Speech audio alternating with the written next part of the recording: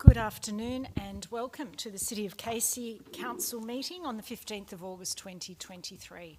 My name is Nolene Duff and I'm the Chair of the Panel of Administrators, and I'd like to welcome my colleague panel members and introduce them this afternoon. Mr Cameron Boardman. Good afternoon, Chair. And Miguel Belmar. Good afternoon, Chair. And I'd also like to introduce our executive team of staff, starting with Ms Jen Bednar, who's our Acting Chief Executive Officer this afternoon. Welcome, Jen. And the remainder of our senior executive team. James Collins, Director City Planning and Infrastructure. Angie Peresso, who's Acting Director Community Life. Simone Wicks, who's Acting Director Customer and Corporate Services. And we're also assisted this afternoon by Nicole Rode in our governance team and Matthew Crane, our technician. And I also welcome a number of council staff that are also here present this afternoon. I'd like to start with the statement of acknowledgement. The City of Casey proudly acknowledges the traditional owners, Casey's Aboriginal communities, and their rich culture, and pays respect to the elders past, present and future. We acknowledge Aboriginal people as Australia's first peoples and as the traditional owners and custodians of the land on which we work and live. Item 1.2 is the diversity statement. The City of Casey is home to remarkable diversity with many cultures, languages, faiths and communities of worship, ages, LGBTQI+ identities and landscapes, together forming our rich and dynamic community story. From our first Australians to our most recent arrivals and every wave between, the City of Casey welcomes and represents all community members and their respective ambitions to live healthy, rewarding and happy lives. We recognise this diversity as our strength and we aim to share, nurture and celebrate it. I now move to item 2, which is the confirmation of minutes. There was one previous set of meeting minutes to be confirmed for the council meeting on the 18th of July. Is there a mover and seconder to confirm the minutes of the meeting? Yes, I'll move those. And a seconder? Seconded, Chair. All in favour? Carried. Item 3 is declaration of interests. I confirm that I've considered my obligations under section 130 of the Local Government Act 2020 and have nothing to declare. Are there any panel members or council officers who have any matters that they wish to declare this afternoon? Nothing declared, Chair. Thank you, Mr Boardman. Nothing to declare, Chair. Thank you, Mr Belmar. I now move to item 4, public question time. There are 2 public questions submitted through Council's website for this afternoon's meeting. The first is from Jackie Newlands with respect to Linsell Boulevard, Clyde North. And the question is, why hasn't the intersection upgrade for Linsell Boulevard at Berwick Cranbourne Road been completed? The impact of the Narre Cranbourne end closing is significant on residents and with little hope of solutions. Why, once completed, will there still be a bottleneck from 2 to 1 lane for 100 metres after the intersection is complete heading towards Berwick? And I thank our Manager, City Design and Construction for the following response. Council acknowledges the disruptions caused by roadworks in the local community and in particular the fatigue of ongoing roadworks for residents living in these areas. Council is always mindful of existing roadworks when council roadworks are scheduled and wherever possible tries not to add to traffic congestion. The council project at the intersection of Berwick Cranbourne Road and Linsell Boulevard intersection is expected to be completed by the end of October 2023, subject to weather and traffic signal works. Council does apologise for the inconvenience the construction works have caused and appreciates the understanding and patience of communities impacted by the construction works at either end of Linsell Boulevard. Within the last week, to improve access into the local area in response to concerns raised by residents, Council has re-established the left-in, left-out traffic movement on the Berwick Cranbourne Road. The widening of Berwick Cranbourne Road outside of these intersection works is, however, the responsibility of the Department of Transport and Planning, the state government. The final question this afternoon is from Annette Newey, and the question is, can you confirm there are no foreign entities involved in any council operations? And I thank our Chief Financial Officer for the following response. Achieving value for money and promoting fair and open competition are key to the purpose and intent of Council's procurement policy. Council complies fully with the Competition and Consumer Act 2010 and other fair trading applicable to its operations, and as such, Council's procurement governance framework and processes are non-discriminatory and designed to encourage competition. Goods and services are delivered by Council by companies registered outside Australia, where this represents best value for money for the community. Council's procurement policy is on Council's website and can be searched on the kc.vic.gov.au website looking for procurement policy. Thank you for those questions this afternoon. And I now move to item 5, officers' reports. Item 5.1 is the quarterly community report, April to June 2023. I seek a mover and a seconder for that report. Yes, I'll move that. Thank you, Mr Belmar. Seconder? Seconded, Chair. Thank you, Mr Boardman. Mr Belmar. Thank you, Chair. This is the quarterly report, as you've identified, for April to June. I commend the report to the community. As usual, it's an easy-to-read document that sets out the activities that Council is undertaking during that time and provides an easy and legible way to review Council's activities. I note in particular that it's also the time during which we do a lot of the work on the budget, and so it's a time during which there's, as usual, full engagement with Council by us as administrators. With respect to particular activities that I want to reflect on, they are the citizenship ceremonies that we've participated in, the Ida Hobbit event, and the Reconciliation Day event, which were all very well attended here at Council. I note also the report highlights the capital works that have been completed during that time, and they include the Browns Road Active Open Space Reserve at Botanic Ridge, which, like all of our capital works, is important, but here also important because it's providing a new active open space facility for a growing community. I note also the works that were done at the Clyde Recreation Reserve at Elliston Estate, at Lockhaven Active Open Reserve in Cranbourne West, and also roadworks done at Glasscox Road, South Gippsland Highway, signalised intersection. And finally, the report also sets out contracts awarded that are greater than $5 million, and I note the important contracts were awarded during that time, including a substantial contract for recycling and processing services, which again is an important reminder of the way that Council's engaged to ensure that we meet our environmental objectives. And so with those comments, and again thanking those officers who have worked to prepare this report, I'm happy to move this motion. Thank you, Mr Belmar. Mr Boardman. Thank you, Chair. Thank you, Mr Belmar, for outlining the structure of the quarter from April to June report, which, as you have articulated, is an important method of communication with the community of Casey around our activities and actions, and particularly reporting progress against the actions, and specifically articulated in the report itself. In addition to what you have outlined, Mr Belmar, if I could make just a couple of additional comments.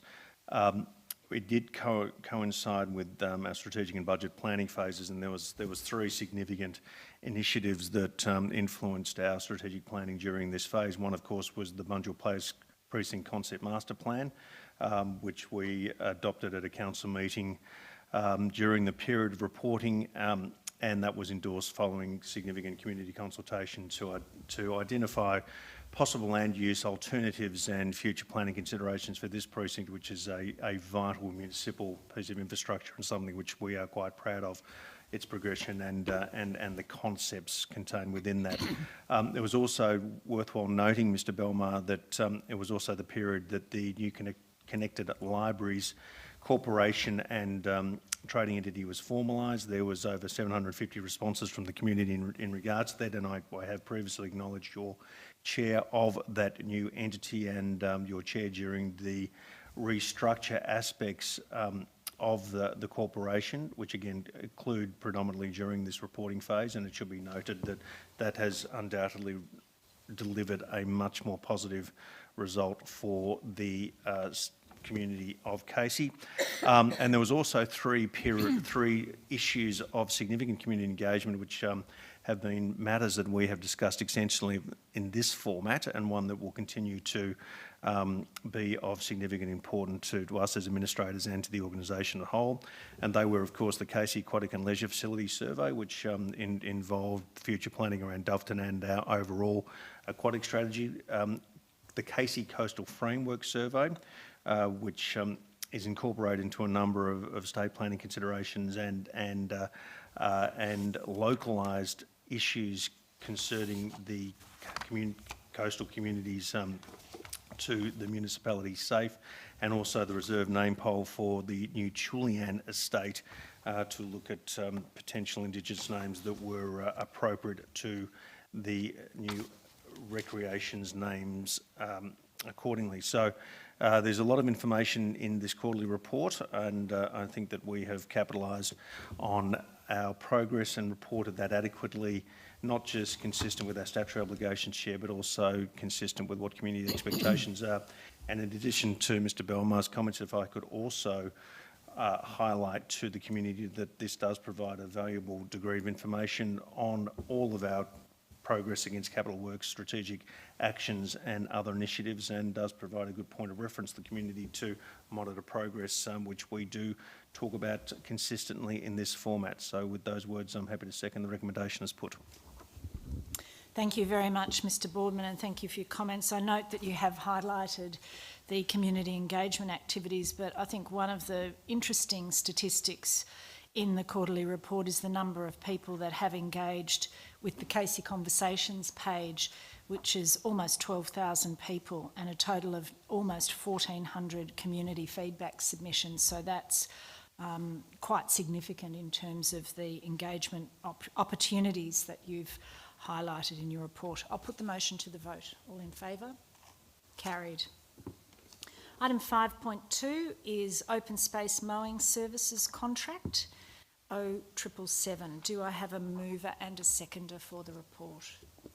Chair, I'll move the recommendation as put. Thank you, Mr Boardman. And a seconder? I'll second it. Thank you, Mr Belmar. Mr Boardman.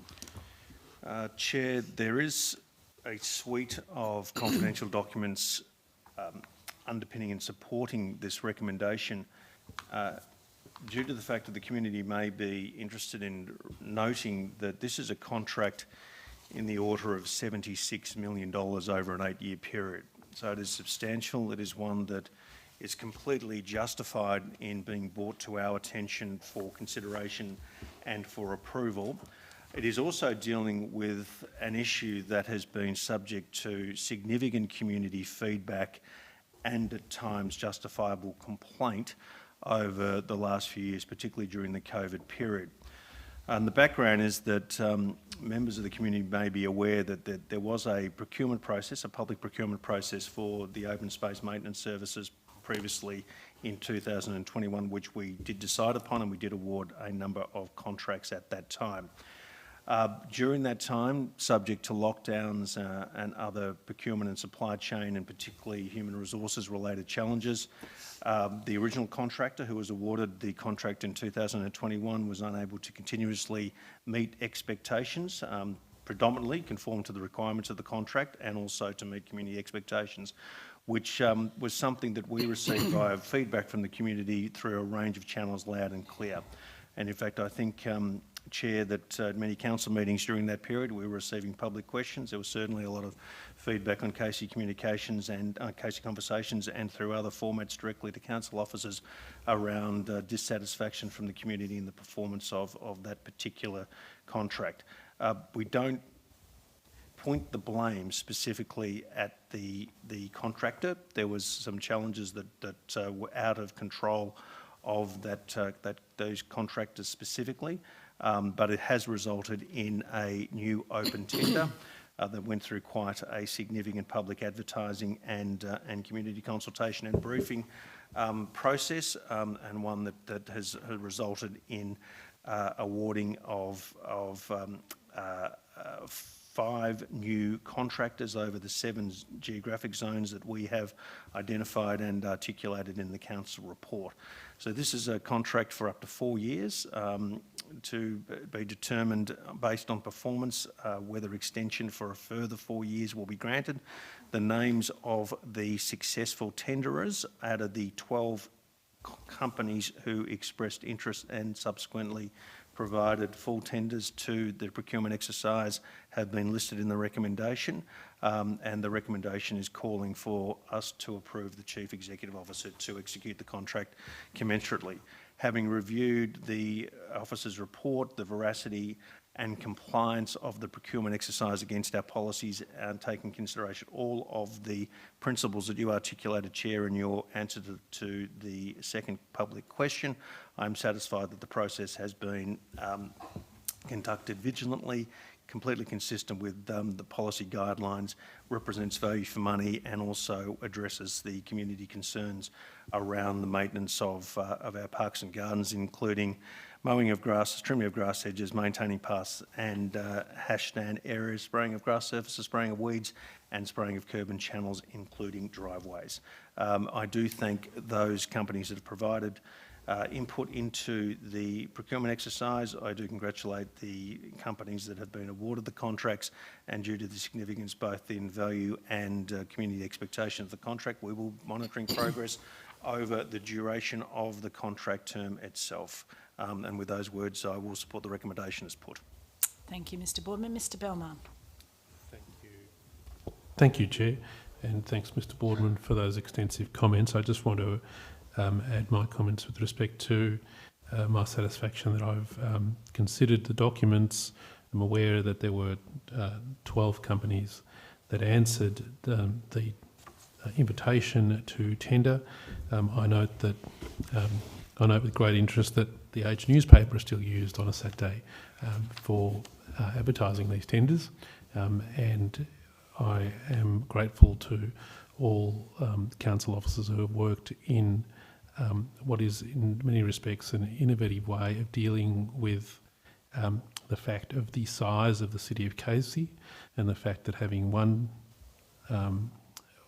company providing all of our services for an essential service such as this is not always the best response, and therefore this method of having a number of contractors, I am more than hopeful will be a way of addressing the issue created by the sheer size of this council. I'm grateful to all of those companies that participated in the tender process, and equally also congratulate those that have been successful.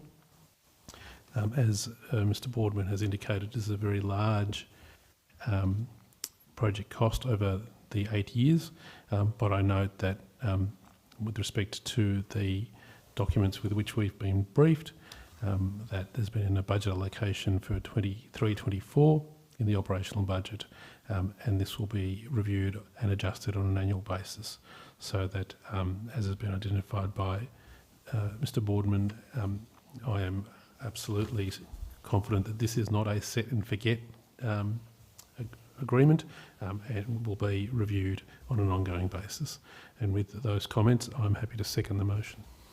Thank you, Mr Belmar. I just wanted to also add my appreciation for the analysis that the officers have undertaken with respect to the dissection of a very complex and large municipality as the City of Casey is, and we look forward to improved performance and high levels of community satisfaction in terms of the maintenance of those public sites into the future as a result of that thinking and analysis. I'll put the motion to the vote. All in favour?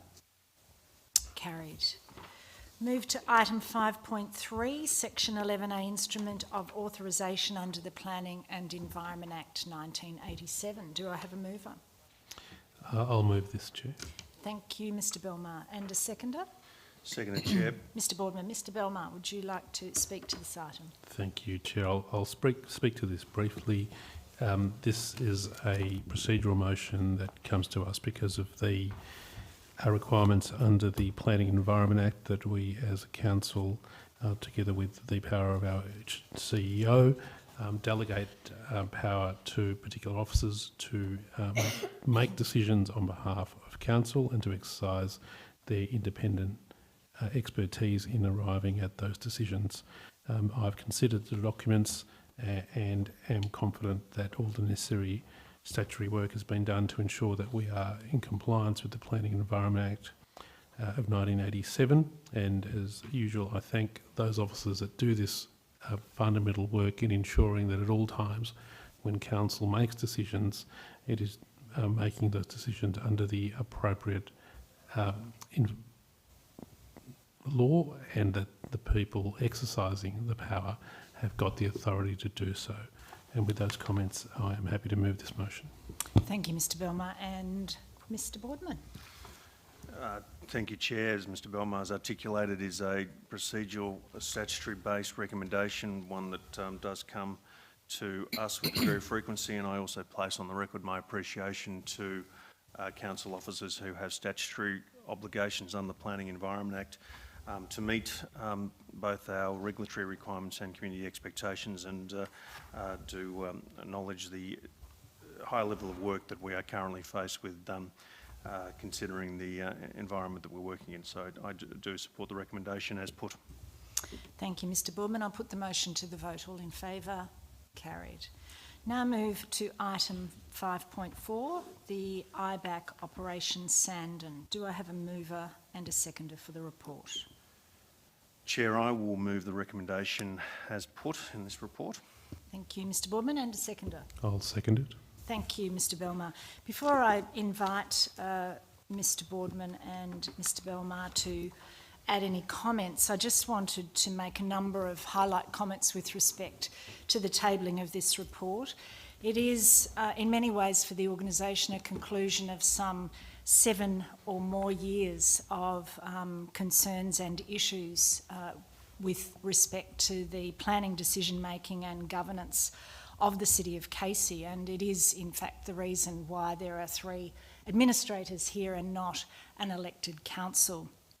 This report is for noting today, but I do thank the officers for the tabling of this as a bit of a conclusion point for the organisation with respect to Operation Sandon. The recommendations are really for the state government to implement, and we note that the Premier has acknowledged that they will be thoroughly considered and responded to, and IBAC has also requested follow-up reporting back on the implementation of the 34 recommendations in the report. I think it's important to note that the matters before IBAC in Operation Sandon focused quite specifically on planning and development matters from a number of years ago and highlighted alleged impropriety and conflicts of interest of councillors. The report does conclude that there were no issues with respect to officer conduct within this organisation, which I think is an extremely important point as well. Council tonight acknowledges the tabling of the report, and we certainly welcome the recommendations. We have, over the time we have been here, thoroughly looked at a range of the planning and governance decision making processes and have implemented a number of key changes and new processes within the city. And I think it's fair to say that of the 34 recommendations, 18 of those recommendations by IBAC do relate to council governance concerns and integrity and transparency concerns in governance and decision-making processes.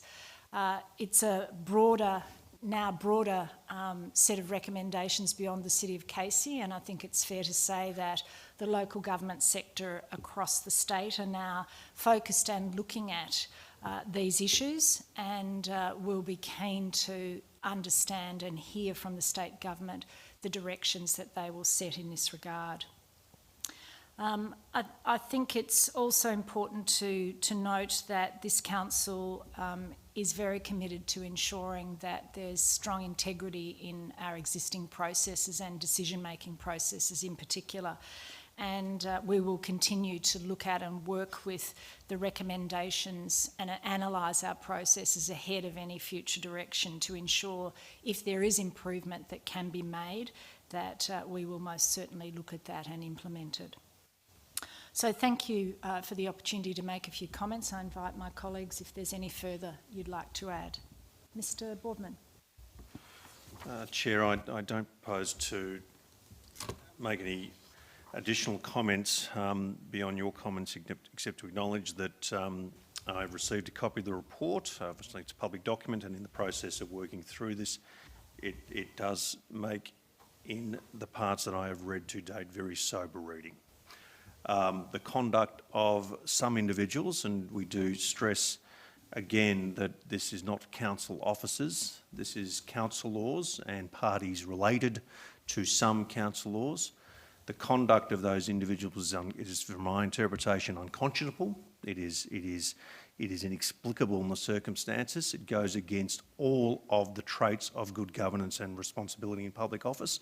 And if there is any further actions that will stem from this report, whether it relates to prosecution or any other matters of a judicial process basis, then that is up to the appropriate authorities to take those actions. But we have been sent a very clear warning from not just the public hearings but also the final report and the recommendations, that our responsibility quite clearly is to uphold the best possible practices of good governance and standards of public administration, and I am confident that that is what we are doing, and I'm equally confident that that is a culture and a behaviour that is imparted very significantly within this organisation, and one that we would be very pleased to see anyone who would be seeking election to this council in the future to continue to maintain and uphold. It is the ethos of good public administration to abide by the best possible practices of good governance and public responsibilities. It is clearly evident from what's happened in the past that some individuals chose an alternative pathway than that. So with your comments, Chair, which I fully endorse, with my comments, it is a sober read, a noteworthy read. There is more work to be done as a consequence. Thank you, Mr Boardman. Mr Belmar. Thank you, Chair, and I also endorse your comments and the comments of Mr Boardman. I want to acknowledge that I have received the report, read the report.